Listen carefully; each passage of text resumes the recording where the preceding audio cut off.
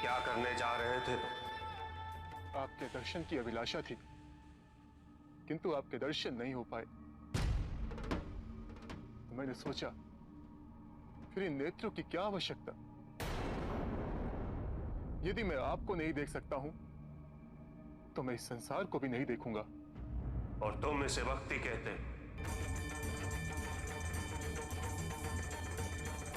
ये भक्ति नहीं, अपने आराध्य को विवश करने का प्रयास है, उसे प्रसन्न करने का नहीं। हठ है ये, जो मुझे कभी स्वीकार नहीं। किंतु प्रभु, दशानन ने अपने 9 शीश काटकर भी तो हठ ही किया था ना, और आपने उसे अपना सबसे महान भक्त होने का वरदान दिया था। पर प्रभु, मुझसे ऐसी क्या भूल हो गई कि आप कुपित हो गए? तुम्हारी भूल यह है कि तुम भक्ति को समझ ही नहीं पाए। भक्ति का कोई संक्षिप्त मार्ग नहीं होता भीम। मैंने दशानंद को दर्शन केवल इसलिए नहीं दी कि उसने अपने 9 शीर्ष मुझे अर्पित किए थे, अभी तो इसलिए क्योंकि उसकी भक्ति का योग पूरा हो चुका था। मुझसे पहले उसने कई वर्षों तक ब्रह्मदेव की तपस्या की थी, इसलिए उसे रोकना और उसे वरदान देना अनिवार्य था। एक दशानंद का उदाहरण लेकर तुम ऐसा करने जा रहे थे। कल कुछ और व्यक्ति तुमसे प्रेरित होकर तुम्हारी भक्ति की परिभाषा का अनुसरण करेंगे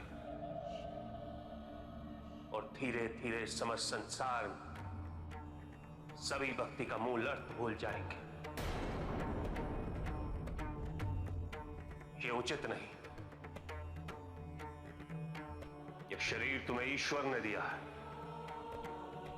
क्या अधिकार है तुम्हें इसे क्षति पहुंचाने का?